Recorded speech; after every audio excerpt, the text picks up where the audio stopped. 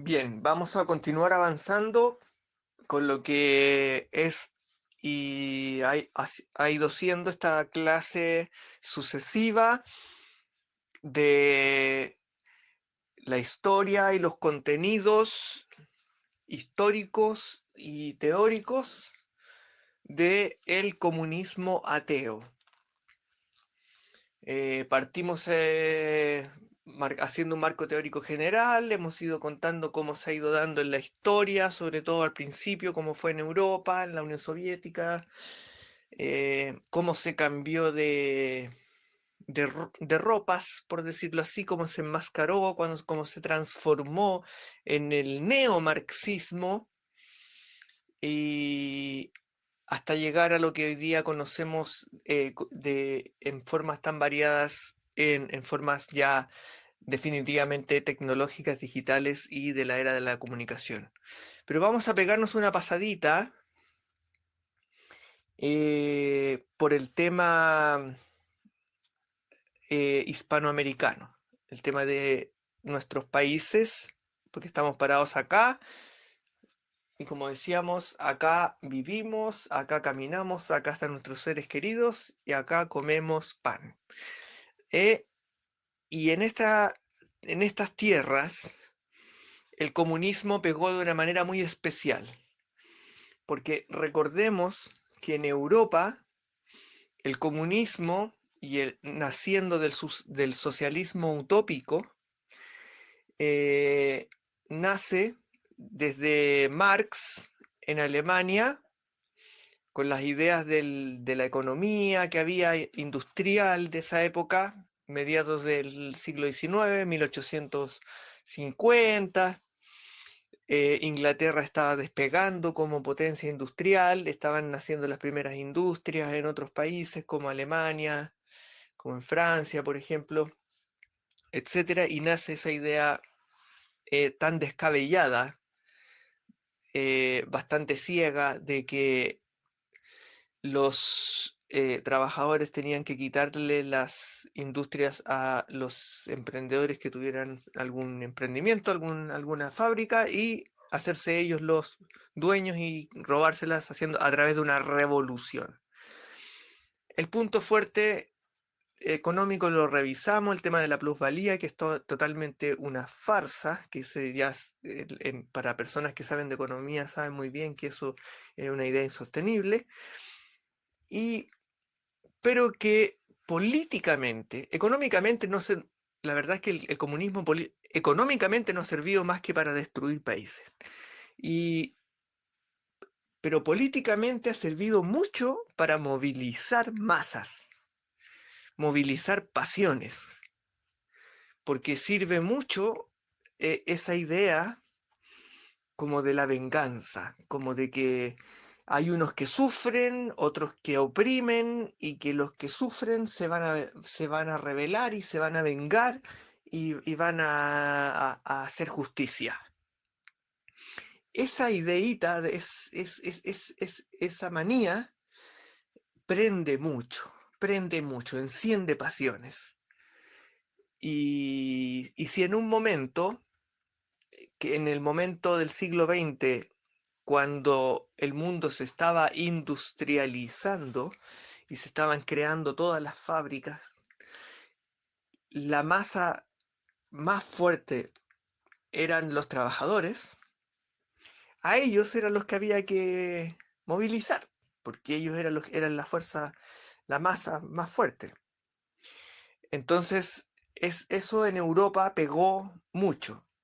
Bueno, se formó la Unión Soviética, se pusieron a prueba estas ideas no sirvieron, se terminó haciendo una copia industrial de Estados Unidos, pero a la manera dirigida por Stalin, que era una especie de feudo, de patrón del fondo, dueño de muchas fábricas, y todo el país, en realidad él era el dueño del país, y todos trabajaban para él y él sabía a quién tenía en qué puesto y a quién le daba lo que fuera. Y todos los demás eran sus esclavos. Eso es básicamente lo que a la única solución estructuralmente política que se puede llegar con esas ideas, que es lo mismo que se ha hecho en todos lados. Lo hizo Mao en China, lo hizo Ho Chi Minh en Vietnam, lo hizo Pol Pot, lo hizo, ¿cómo se llama? Este de Corea del Norte, el, perdón, se me olvidó el nombre. El del de Corea del Norte lo terminó haciendo Fidel Castro, a pesar de que él al principio decía que él no era comunista ni marxista, hizo lo mismo y ahí empecemos a tocar el tema. Revolución, revolución comunista, revolución cubana. Fidel Castro se mete a los montes, a las sierras, se va con los revolucionarios, con quienes supuestamente iban a salvar al país del imperialismo yanqui. Y porque acusaban de que el presidente era un pusilánime que tenía al país de casino de Estados Unidos y que solamente el país, Cuba, le servía a los turistas para ir a pasarlo bien y, y que Cuba era como una especie de lugar como un casino, como un hotel de diversión para los extranjeros, sobre todo para los norteamericanos, y que eso era indigno para su país y que el resto del país era pobre, etcétera. A ver, preguntémonos, ¿qué es lo que es ahora? ¿No es acaso lo mismo? ¿No llegó a lo mismo? Las playas de Cuba están llenas de hoteles, llenas de extranjeros, y el país sigue en una pobreza, diríamos que aún peor. Comparado con a nivel internacional, el nivel de pobreza de Cuba es ahora mayor que el que tenían antes. Porque por lo menos en los años 50 la mayoría del mundo era pobre. Pero ahora que la mayoría del mundo no es pobre, Cuba queda en un nivel comparativo, más bajo. O sea, el país quedó peor. Y después de décadas y décadas de represión y más represión, casi ya llevan un siglo. Eh, entonces se empieza a infiltrar en Hispanoamérica las ideas marxistas, sobre todo a través de Cuba. ¿Por qué? Porque a los soviéticos les convenía que Cuba se alineara con ellos, obviamente por la razón de que es una isla que está enfrente de Estados Unidos y Estados Unidos era una gran potencia y ellos eran la otra gran potencia y tenían una isla enfrente donde poder vigilar todo lo que hacían los gringos. De ahí viene lo que ocurrió, que fue lo que se llama la crisis de los misiles, que fue cuando a Nikita Khrushchev, en ese tiempo presidente, por llamarlo así, o dictador o líder de la Unión Soviética comunista, se le ocurre llevar misiles nucleares a la isla de Cuba, hasta que es descubierto. Se descubre que hay torres de lanzamiento de misiles nucleares en Cuba. Entonces, eso desata el pánico mundial, porque como eran tiempos nucleares, tiempos de posguerra, de Guerra Fría que se le llamaba, era, era muy peligroso que frente a Estados Unidos, a solo un par de cientos de kilómetros, hubiesen misiles nucleares apuntando a Washington y a las principales ciudades de Estados Unidos. Bueno, ese tema, como muchos deben saber, terminó en un tema diplomático, que sí, que no, que sí, que no, que sí, que no, trataron de hablarlo por todas partes, lograron bajarle, enfriarle, ponerle paños fríos, como se dice, al tema, y pero resulta que la cosa no quedó del todo resuelta, porque siempre está el tema de que estuviesen los comunistas ahí en Cuba, era la piedra en el zapato para Estados Unidos. Porque no era tampoco llegar e invadirlos, porque Cuba tenía obviamente a la Unión Soviética detrás como el hermano mayor protegiéndolo. Entonces no era llegar e invadirlos. Hicieron el plan de lo que le llaman Bahía de Cochinos, que fue totalmente un fiasco. Em, Trataron de invadirlo haciéndolo como a medias, así como que ellos no fueron, y al final los pillaron igual y a los gringos y no les sirvió para nada, solo para quedar mal en la prensa pública. Pero resulta que Cuba vivía de el aporte soviético, del aporte comunista. En Cuba no se producía casi absolutamente nada. O sea, digamos, habanos, azúcar y un par de cosas más, pero todo llegaba de la Unión Soviética. La Unión Soviética los tenía eh, totalmente beneficiados con todos sus productos, lo que provocó lamentablemente para el pueblo cubano que no se desarrollara nada en ese país en términos de industria. Pudieron vivir así hasta cuándo,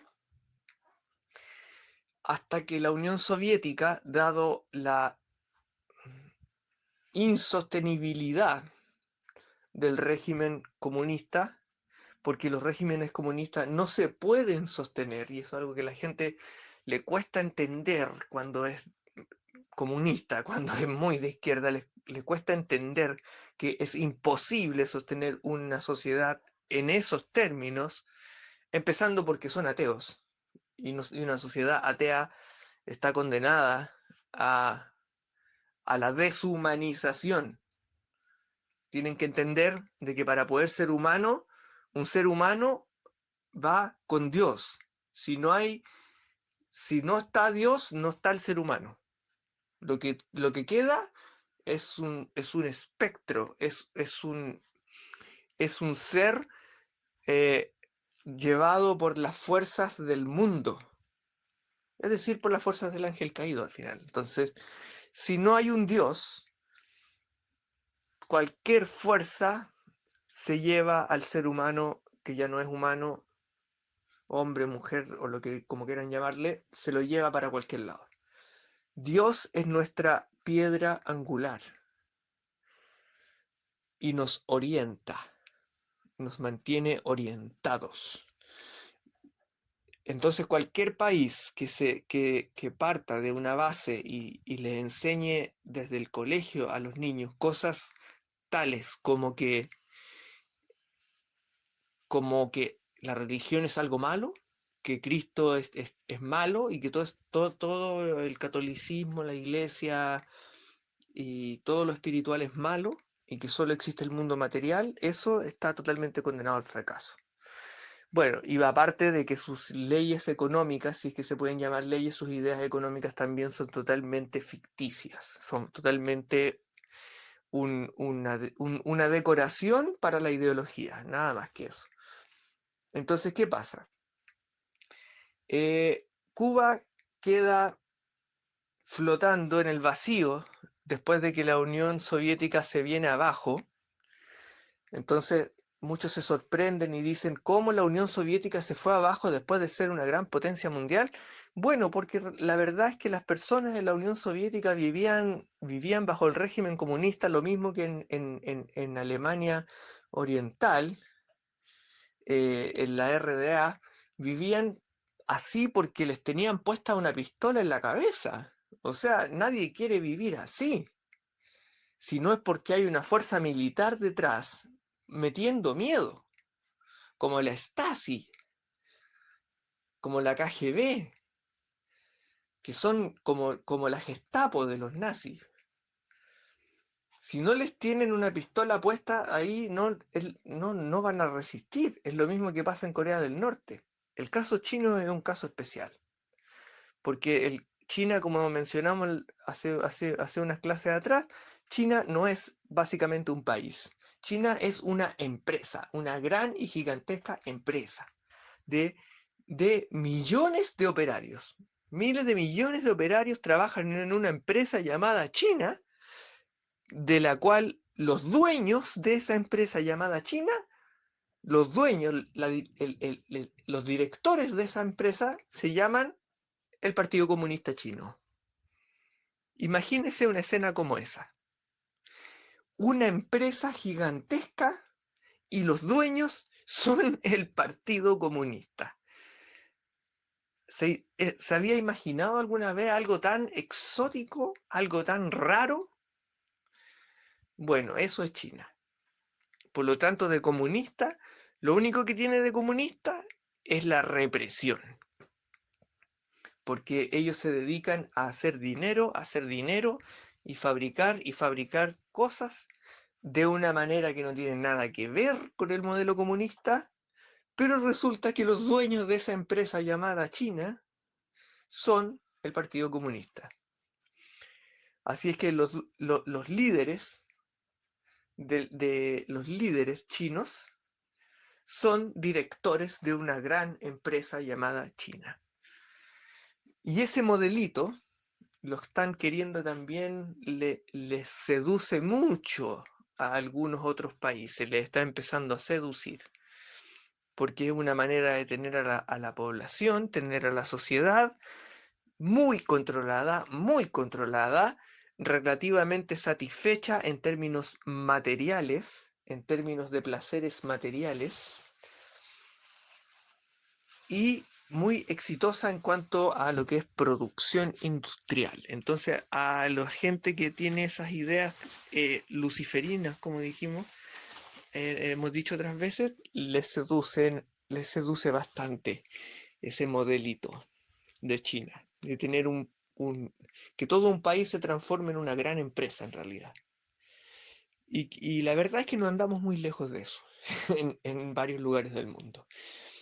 Bueno, volviendo al punto de Hispanoamérica, eh, lo que pasó con Cuba fue que como la Unión Soviética se vino abajo, se vinieron abajo la mayoría de los regímenes bueno, si se cayó la Unión Soviética, todos sus países imperialistas, porque siempre se habla del imperialismo yanqui, pero no se menciona el imperialismo comunista. Los comunistas, no hay nada más imperialista que que el comunismo. Por algo se dice comunismo internacional, porque son internacionales. Y la Unión Soviética tenía controlado a todos los países a su alrededor. Ellos los mandaban, tenían los militares metidos ahí. Es cosa de mirar Yugoslavia, Croacia, Hungría, Polonia, todos estaban ahí con la pistola puesta en la cabeza. Y por el lado de Oriente, por el otro lado oriental también. Entonces, cuando se viene abajo todo ese sistema, cuando se viene abajo, a Cuba le ocurre ese fenómeno de que ya se le terminó el hermano grande que le ayudaba con todo y lo mantenía. ¿Qué pasa con Cuba? Cuba cae en una gran depresión económica enorme. Pero resulta que estos señores intelectuales buenos para pensar mal, como les digo yo, porque tienen muchas ideas, pero son malas ideas en el fondo, son buenas para cosas malas, entonces son buenos para pensar mal. Se le empieza a ocurrir eso es lo que conversábamos en la clase anterior, cómo seguir con las ideas revolucionarias marxistas, comunistas, pero con otra cara. Entonces llegamos a que habían otras maneras de seguir prendiendo esa fuerza, ese fuego revolucionario en las personas. Y la idea fue ir cambiándoles de nombre y buscando nuevos clientes para su revolución. Y esos nuevos clientes había que convencerlos de que ellos estaban mal, de que ellos eran sometidos, de que ellos eran víctimas, de que ellos habían sido abusados durante mucho tiempo, de que ellos tenían un gran pasado que perdieron por culpa de que alguien se los quitó y por lo tanto tenían que hacer una revolución y recuperar la libertad o recuperar los recursos o recuperar cualquier cosa, lo que fuera, pero tenían que hacer una revolución, fuera como fuera. Esa estructura, usted la puede llenar con los contenidos que quiera. A los intelectuales se les ocurrió eso. Porque esa estructura que se le había ocurrido a Marx con respecto a los trabajadores y los capitalistas y los empresarios que le tienen que quitar todo a los empresarios porque porque los trabajadores son los oprimidos, y ese discurso, esa dialéctica, como dicen algunos, usted la puede llenar con lo que quiera. Puede poner que cualquiera es el oprimido y le va a buscar ahí a alguien que lo oprimió y hacerse la víctima y que por lo tanto tiene que vengarse y terminar haciendo una pataleta y enojarse y hacer explotar todo. Entonces ese sistema se empezó a llenar con nuevos contenidos. Entonces, acá en Hispanoamérica se creó lo que se llamó el Foro de Sao Paulo. Los, los mayores líderes de izquierdas, comunistas, socialistas, progresistas, entre paréntesis, recordemos que el progresismo es una forma de comunismo lento, tipo socialista, como de... Ellos dicen, suena, a veces las personas cuando escuchan progresista o partido progresista, se imaginan que es para el progreso, como el progreso tecnológico. No, señor, no, señora. Cuando usted le digan que un político es progresista, no se imagine que va a progresar en términos de mejor situación económica o mejor situación tecnológica. Significa progresar hacia el comunismo. Eso significa ser progresista. Significa que van a progresar, ir progresivamente, o sea, pasito a pasito, hacia el comunismo. Eso significa ser progresista. Y no lo estoy diciendo como una ironía, ni como un chiste. Es cierto. Eso es cierto. Así es. Y existen, existen partidos que se llaman Partido Progresista. Y la gente cree que es progreso, progreso técnico, progreso de situación económica. No, no, señores. Eso es progreso hacia el socialismo, progreso hacia el comunismo. Por eso se llaman progresistas. Y por eso les llaman a veces los progres. Porque hoy en día están ocupando las nuevas máscaras, los nuevos disfraces del comunismo. Y que, como dijimos en la clase anterior, son el ecologismo, el indigenismo, el veganismo, el aborto libre, el feminismo radical, todo lo que tiene que ver con el LGBT, la homosexualidad, todo ese tipo de cosas. Todo eso le llaman también algunas veces progre, porque es comunismo o neomarxismo al estilo moderno, contemporáneo, a los tiempos adecuados a los tiempos de ahora. Y todo eso fue armado para ser aplicado en Hispanoamérica en el Foro de Sao Paulo y sacado de ciertos intelectuales, de ciertos pensadores. Por ejemplo, como Enrique Dussel, como Chantal Mouffe, Michel Foucault, hay una serie de pensadores intelectuales que se han dedicado a trabajar en cómo formar un pensamiento que permita hacer esa articulación que les explicaba recién, que es como llenar los contenidos para poder generar una revolución sin tener sin que se les note que son comunistas. Entonces usted puede pescar a personas que aman los animales y empezar a bombardearlos con propaganda política y empezar a decirles que es que los animales están sufriendo, sufriendo y sufren mucho, y el ser humano es muy malo, y el ser humano castiga a los animales, por lo tanto, ustedes lo que tienen que hacer es juntarse y hacer una revolución contra el ser humano para poder salvar a los animales.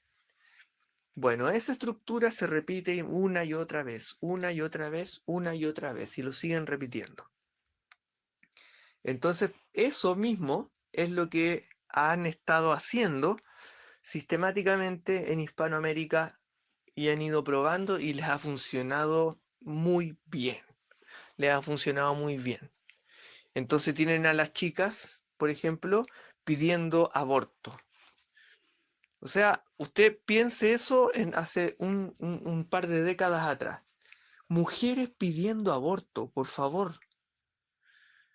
El aborto es una de las cosas más terribles que puede vivir una mujer. Más terribles que puede vivir una mujer.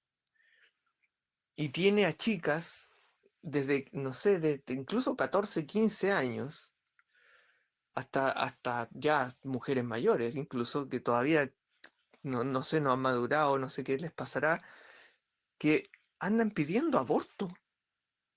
Libre y seguro, dicen ellas. El aborto no es libre, ni es seguro, ni es nada de eso, no es imposible. Si es es un asesinato dentro de sus propios cuerpos.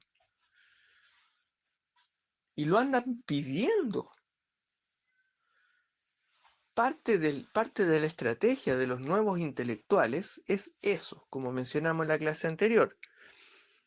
Llegar a un nivel de propaganda a través de los medios de comunicación que durante años bombardee y bombardee y bombardee y bombardee al público en general con películas, música, modas, con todo, series de televisión, series de Netflix, con internet, con modas, con todo lo que sea, mostrándole que eso es bueno y todo lo que son valores y todo aquello que en verdad es bueno, que es lo que mantiene al mundo funcionando, que es la familia, el trabajo, la disciplina, eh, la seguridad, el orden, la jerarquía, el deporte, todas las cosas buenas son malas y que todas las cosas que son malas son buenas.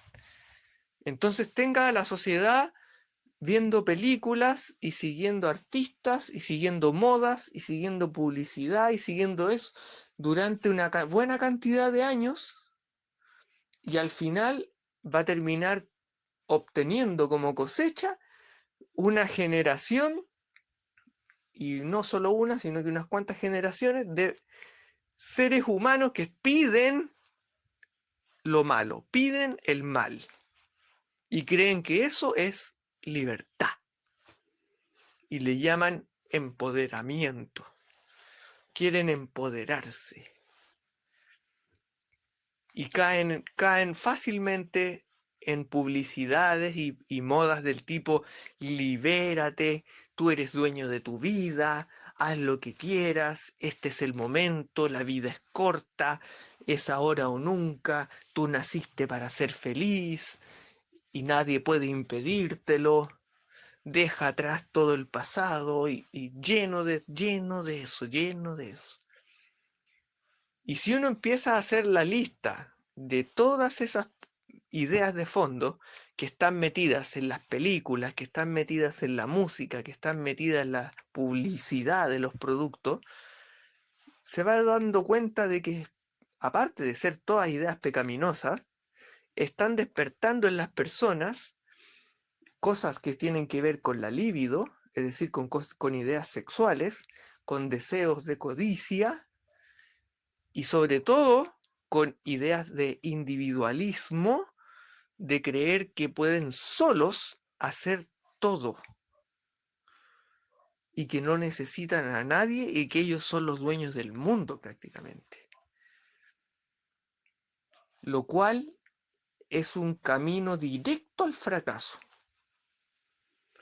O sea, a algunas personas les puede ir bien un tiempo, porque se arrojan al mundo y hacen unos negocios, incluso algunos se vuelven narcotraficantes, otros lo toman de una forma un poco mejor porque tienen un poquito más de piedad en su vida, un poco más de amor, y arman una empresa, tienen un emprendimiento, les empieza a ir bien y todo, pero dejaron atrás todo aquello que era amor en su vida, que eran sus lazos con su familia, se separaron, por ejemplo, a veces dejaron abandonado a la persona con la cual tenían su matrimonio y le empieza a ir bien. Pero después llega un tiempo en que pasa la cuenta y la persona termina sola. Y puede terminar sola de dos formas. Termina sola o arriba en la cumbre, como le pasa a muchos artistas, o termina sola, botada en la calle y termina igual con problemas, con los mismos problemas. Angustia, soledad, drogadicción, alcoholismo, y sin saber qué hacer ni quiénes son, porque ya se les olvidó qué es lo que es ser humano. Y vuelvo a repetir, un ser humano está siendo humano cuando está con Dios. Si no está Dios en la escena, ahí lo humano se debilita, tambalea y empieza a desaparecer, porque se empieza a secar el alma. Entonces han hecho ese experimento una y otra y otra vez. Y lo siguen haciendo. Y acá en Hispanoamérica, el nivel de penetración que tuvo eso, ¿por qué mencionábamos el caso de Cuba al principio? Porque después de que apareció este señor Chávez, que le fue a dar ayuda a Fidel Castro, porque era como un ídolo para él, para Chávez, Fidel Castro era como un ídolo, porque se comió todas esas ideas de los años 60, como la del Che Guevara, de que era como el Salvador, así como una persona, como un anticristo, como una persona que es como un Cristo, pero humano, como que, y de hecho mostraban su foto muerto, así como que, y la gente decía, oh, qué impresionante, ese hombre dio la vida por sus ideales. Y lo vendían como un Cristo. Es impresionante. Y resulta que si uno revisa la biografía de ese personaje llamado Che Guevara, se da cuenta que perfectamente podríamos decir que es un tipo de anticristo. Es una persona que no tiene nada de humano, nada de humano. Él mismo lo dice en sus propias biografías. Él era una máquina de matar. A él lo que le gustaba era matar gente, matar seres humanos. Y disfrutaba en eso. Andar con un arma, andar matándole, no le importaba la vida humana. Lo que le importaba era, no sé, habrá visto muchas películas de vaquero o algo así, que lo que le gustaba era andar matando, disfrutaba andar con un arma y ese tipo de cosas. Y de hecho era un abusador, era una persona que maltrataba a las personas, maltrataba a los niños, las mujeres, las personas, a las personas que tienen problemas psicológicos y sexuales, los maltrataba. Era una persona que de humano no tenía nada. Y eso se vendió acá en Hispanoamérica como la imagen de un gran héroe. Y le funcionó. Y hasta el día de hoy las personas compran ropa con su imagen y se ponen imágenes y ponen pósters y afiches y sigue vendiendo esa imagen. Y no tienen pero ni la menor idea de quién era. Lo que están comprando es una fantasía que la misma persona que compra esa imagen rellena con sus propias fantasías, porque no sabe nada del otro, no sabe quién era Ernesto Guevara. Lo que pone ahí y pega ahí un papel con su imagen, una foto en su habitación, por ejemplo, un joven, es lo que él se está imaginando, pero de Ernesto Guevara no tiene la menor idea. O simplemente sabe un par de datos que es lo que quiere saber y con eso le basta. Porque más allá no quiere saber porque se le desarma el héroe que le vendieron. Entonces, esa soberbia humana vuelve a tocar el tema de que la soberbia humana que quita a Dios de la escena decae, se va al carajo, por decirlo de una forma simple. Y acá en Hispanoamérica, lamentablemente, recibimos un bombardeo muy fuerte de un producto creado en la Unión Soviética llamado Teología de la Liberación, y que nuestra Santa Iglesia tuvo que pagarlo muy, muy caro. Recibimos muchos sacerdotes infiltrados y muchos sacerdotes se formaron bajo el ala de incluso personas que llegaron a ser obispos, llegaron a altos cargos y venían con una formación totalmente marxista.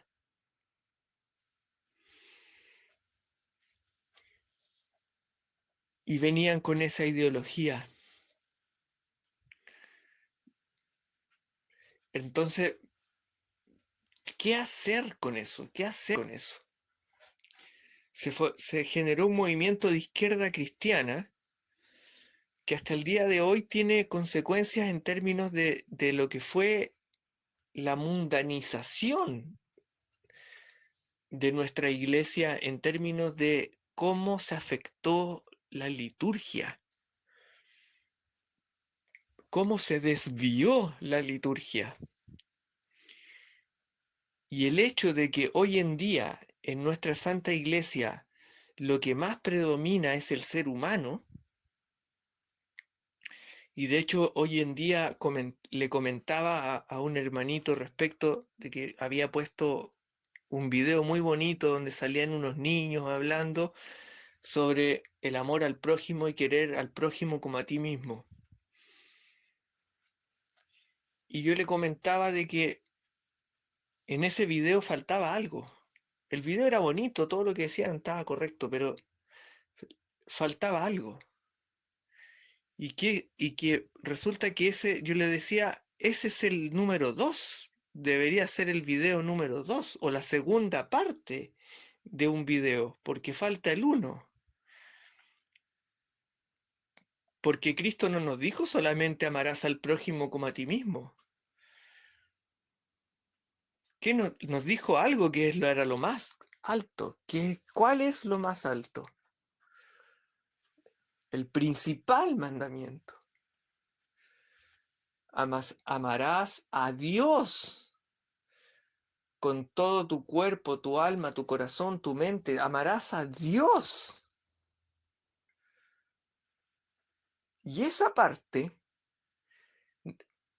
no ha sido, por decirlo de una manera simple, no ha sido bien estudiada, por decirlo poco, o nada estudiada.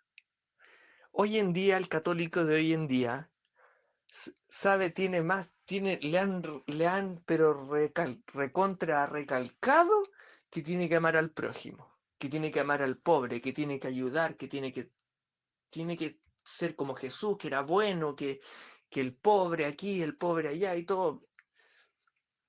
Pero respecto de cómo se ama a Dios, eh, esa parte como que no, ahí no hay mucha educación, como que no se nos ha explicado mucho de eso, cómo se ama a Dios.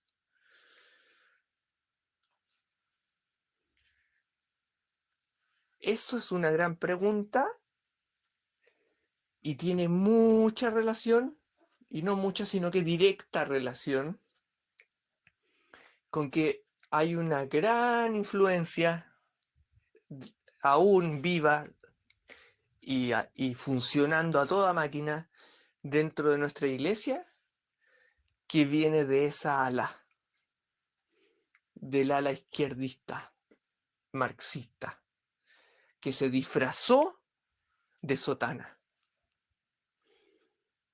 y se le olvidó, y no, bueno, la verdad es que no es que se le haya olvidado, borró lo que tiene que ver con el amor a Dios. Y la forma en que lo hizo fue quitándolo de a poquito en la liturgia, quitando oraciones en la misa, quitando tradiciones, quitando maneras de comportarse en la misa, cambiando y quitando los libros de catecismo,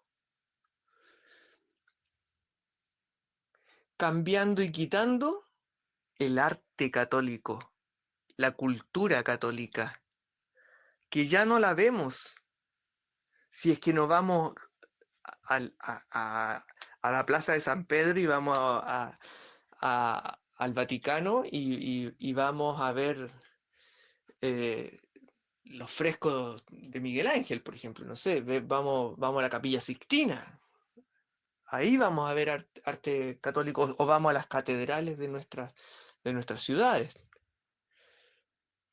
Pero en un libro donde se le enseña catolicismo a alguien, sea un niño chico, sea un niño joven o sea un adulto, cultura católica no se enseña.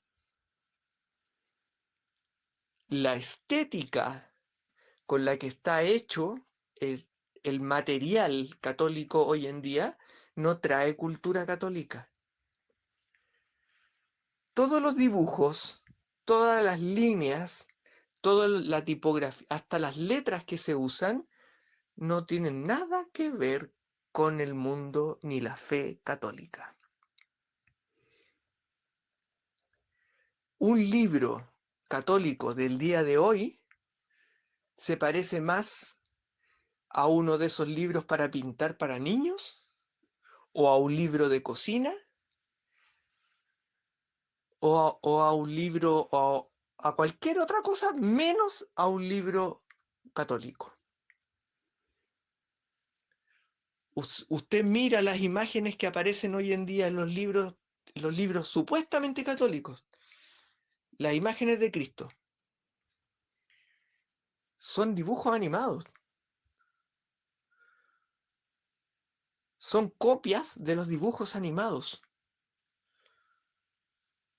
Y hoy en día, los últimos años, ya tienen forma como de monitos sacados de internet, como de emoticones, así como de un emoticón. Ya ha llegado a un nivel de perderse la forma, perderse la expresión, perderse todo, que ya no les queda nada. O sea, ahora, si usted ve un libro o una publicación católica, Jesús es un círculo con dos puntos de ojos, una raya que es una curva, que eso se supone que es la boca, y unas cosas arriba que parece que son las espinas, una cruz. Eso es Jesús. ¿Y dónde quedó el arte católico? ¿Dónde quedó la cultura católica? ¿El lenguaje católico? No está. Se acabó, se suprimió, se borró, se le olvidó. Eso no es casualidad. Porque a veces cuando uno habla con un catequista y uno le pregunta, ¿y por qué dibujan Jesús así? Como si fuera un hippie. Ese parece un rockero o un hippie, pero no se parece a Jesús. Yo he visto pinturas de Jesús, las que tenían los papas, por ejemplo, las hermosas pinturas de Jesús, hermosos dibujos de Jesús, o las que venían en los libros católicos originales, y así no se dibuja Jesús. Así no se dibuja a nuestra Madre Virgen María, no se dibuja así. Entonces alguien puede decir, no, es que es para los niños. Pero con mayor razón, pues usted tiene que enseñarles que es una persona digna. Y ese mono que usted le está mostrando, ese dibujo totalmente un mamarracho que le está mostrando, es indigno. Y lo que usted le está mostrando y le está inculcando a ese niño es que Jesús es igual y vale lo mismo que cualquier mono, cualquier dibujo que está dibujado en cualquier otro lugar. No tiene ninguna diferencia. Y hasta tiene una expresión ridícula.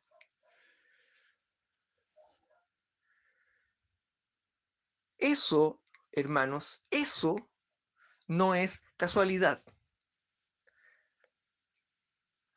Y les voy a explicar por qué desapareció el arte, la cultura y la tradición católica. Desaparecieron porque desde el siglo XX los medios de comunicación están en manos ateas y anglosajonas y protestantes, que son totalmente anticatólicas. Compare una revista de los Testigos de Jehová, por ejemplo. Tratan, por lo menos, hacen el intento de dibujar de la forma más bella que ellos pueden lo que ellos sienten, piensan, creen y rezan.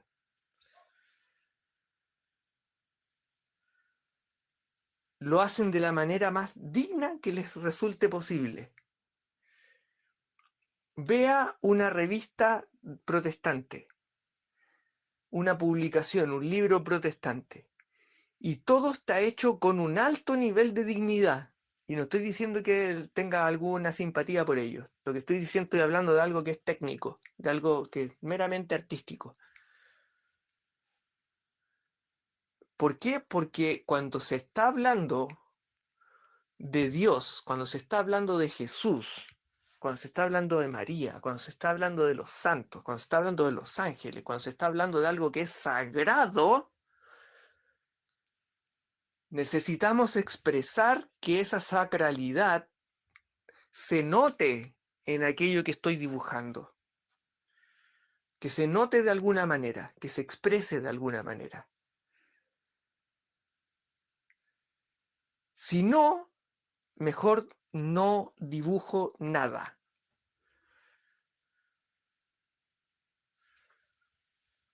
Porque si van a dibujar una cosa que da vergüenza y que es un mamarracho, que es una cosa burlesca, lo que van a provocar es el efecto contrario, que es que la persona pierda la fe y que lo encuentre fome, que el niño lo encuentre fome, lo encuentre aburrido, se ría de eso y encuentre que sus papás creen en cosas tontas. Eso viene ocurriendo ya demasiado, demasiado, demasiado, hasta decir basta. Cuando nosotros en nuestra Santa Iglesia Católica tenemos los mejores artistas, los mejores músicos, los mejores arquitectos. Pero ¿por qué no están presentes en nuestros libros? ¿Y por qué tenemos que estar promocionando libros en catecismo que son con imágenes que son deplorables y alimentando a nuestros hijos con eso, mientras los protestantes alimentan a sus hijos con imágenes dignas, mucho más dignas que las que tenemos nosotros. ¿Por qué ellos tienen libros que coinciden? Por ejemplo, ocupan la Reina Valera 60 y todos hablan y saben decir los versículos, se los saben y pueden repetirlo, aunque las iglesias protestantes sean un desastre en desorden, siempre saben cómo referirse a los versículos. En cambio, usted llega al mundo católico y hay una selva de Biblias, Biblia para el niño hombre, Biblia para la niña mujer, Biblia para el adolescente, Biblia para este, Biblia para esto, Biblia, pa, pa, pa, pa, pa, pa, pa, pa, pa, pa, pa, pa, pa, pa. Al final todas las Biblias dicen cualquier cosa y después usted va a hablar con un sacerdote, le dice una cosa y va a hablar con otro y le dice otra cosa.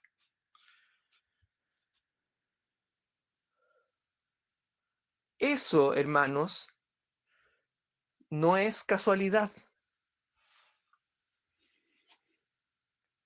Todo ese desorden y confusión y falta de tradición que ponga orden, porque nosotros tenemos nuestra cultura, tenemos nuestros dibujos, tenemos nuestro arte, y no estoy diciendo que haya que dibujar la Capilla Sixtina en un libro de catecismo, no estoy diciendo eso.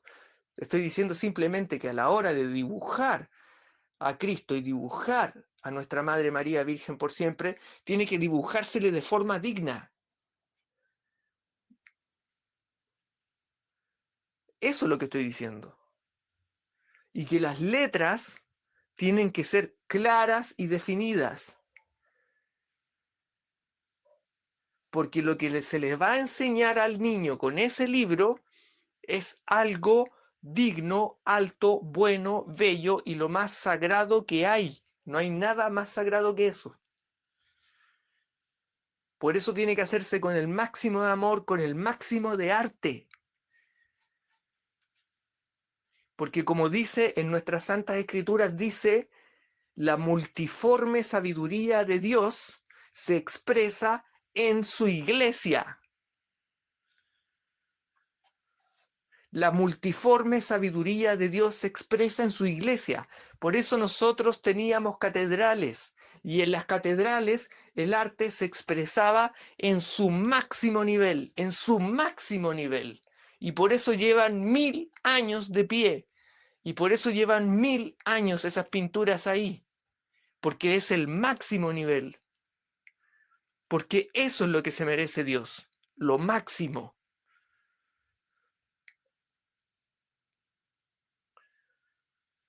Eso es lo que necesitamos.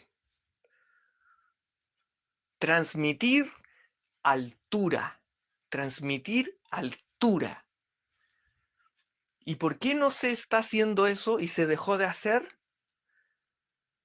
Porque fuimos saboteados, hermanos, fuimos saboteados.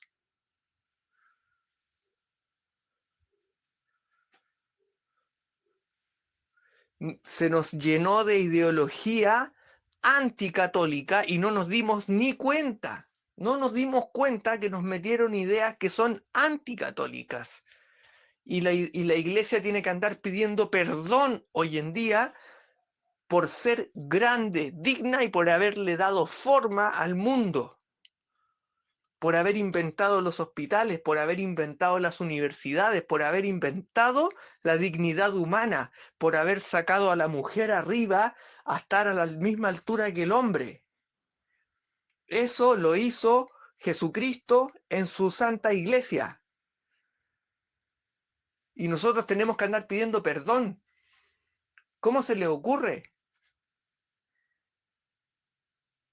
Eso es porque nos están contando la historia al revés. Y los protestantes, que son los dueños, digo protestantes por no decir ateos y deístas, como se hacen llamar los luciferinos, nos cuentan la historia al revés. a través de sus grandes cadenas televisivas, grandes productoras, como CNN, History Channel, Netflix y todas esas basuras que son llenas de protestantismo, ateísmo y luciferanismo, que lo único que hacen es llenar a las personas de malos y bajos instintos, totalmente anticatólicos. Y nosotros llevamos décadas aguantando eso, décadas aguantando eso. Y mientras tanto nos siguen diciendo, ustedes tienen que dedicarse a los pobres, ustedes tienen que dedicarse a los pobres, tienen que ser como los pobres. No, hermanos, no, hermanos. Si Cristo se acercó a los pobres y los tomó como ejemplo, son porque las personas cuando sufren tienen el corazón abierto. Y una persona puede sufrir y tener el corazón abierto sin necesidad de ser pobre, porque ser pobre de espíritu no es ser pobre de bolsillo. Significa ser humilde, significa saber que Dios está primero. No el hombre está primero, ni mi prójimo está primero. Dios está primero. Y cuando yo aprenda que Dios está primero, ahí voy a saber valorar a mi prójimo.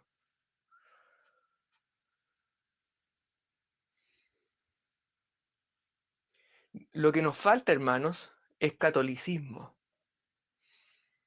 Recuperar nuestro catolicismo que nos fue arrebatado, pisoteado, burlado y hacernos sentir vergüenza de él.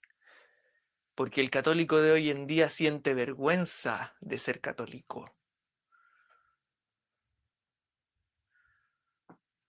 De sacar un rosario en el metro, de sacar un rosario en el bus. Le da vergüenza.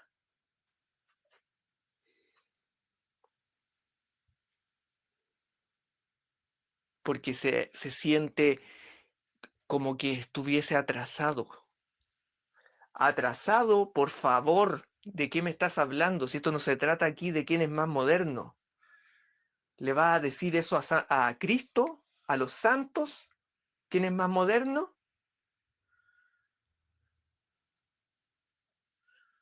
Si todo lo que ellos llaman moderno, eso nosotros ya lo vivimos y nosotros lo inventamos.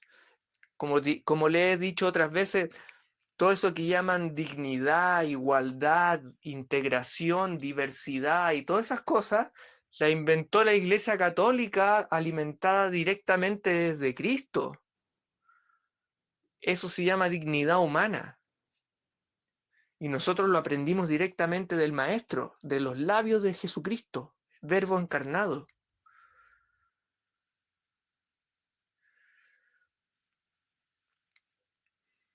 Así es que empecemos a entender de que los problemas que tiene nuestra Santa Iglesia hoy en día tienen directamente relación con la infiltración que tuvo nuestra Iglesia. Infiltración de ideologías anticatólicas. Y por eso la Iglesia está siendo zarandeada desde afuera y desde adentro al mismo tiempo. Y eso algunas personas no quieren entenderlo. No quieren entenderlo. Y me han dicho, no, si la iglesia va a durar hasta el final de los tiempos porque Cristo nos va a acompañar y Cristo está con la iglesia hasta el final de los tiempos. Sí, por supuesto que puede durar hasta el final de los tiempos, pero ¿en qué condiciones? Pisoteada ahí en el suelo y dejando que las almas y las ovejas de Dios se las robe el ángel caído y se vayan al infierno. ¿En esas condiciones quiere la iglesia hasta el final de los tiempos? ¿O quieren una iglesia alta, digna y que salve? Porque recordemos cuál es la primera regla de la iglesia. salvar almas, salvar almas. Así es que más atención cuando les digan ideas que suenan extraño o que se salen de lo que es verdaderamente católico, porque lo que nosotros tenemos que seguir es el fundamento de nuestra iglesia, que es Cristo, que está aquí, aún presente con nosotros, para salvar almas. Y que todas esas ideas que nos tienen bombardeados por todos lados, por los medios de comunicación y las tecnologías, son ideas que vienen del mundo protestante, que nos tiene prácticamente que consumida la misa.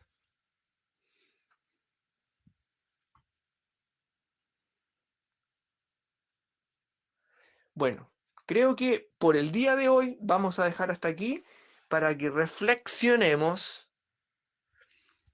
cuáles han sido y cómo han sido esas influencias que han entrado en nuestra Santa Iglesia, que la han debilitado al punto de que la han vuelto algo irreconocible. Irreconocible. Y si no me cree, vea cualquier libro actual y revise tanto lo que dice, como lo dice, y si es que tiene imágenes, fíjese en las imágenes. Y compárelo con el arte católico tradicional, clásico, porque la iglesia está para representar en algún grado, aunque sea una chispita de eternidad. Por lo tanto, aquí las modas no corren. Aquí se trata de eternidad.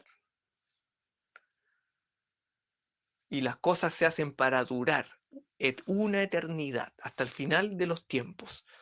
Y si vamos a hacer un libro, vamos a hacer una iglesia, todo lo que vamos a hacer lo tenemos que hacer en vistas a que esto va a estar hasta el final de los tiempos. Por eso aquí las modas no corren. Y se hacen con un estilo que es trascendental, un estilo que trasciende los tiempos. Aquí no hay modas, aquí no hay modas. Aquí está lo mejor de lo mejor, al más alto nivel. Y no estoy hablando nada que tenga que ver con lujos ni nada de eso. Estoy hablando sencillamente de que a Dios se le da lo mejor. Y cada uno da lo que tiene.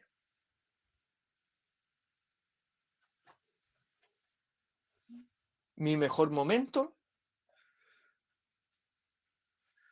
mi mejor oración, mi mejor dedicación. Si yo soy el encargado de hacer los dibujos, o lo hago bien yo, o lo mando a hacer a una persona y se lo pido a alguna persona que sepa hacer un dibujo digno, por favor. Digno, digno. Donde se note que es María, donde se note que es Cristo, donde se note que es San Pedro y San Pablo, y se diferencien del mundo. Porque el reino de nuestro rey no es de este mundo. Bueno, eso, hermanitos. Con María y nuestro Señor, bendiciones.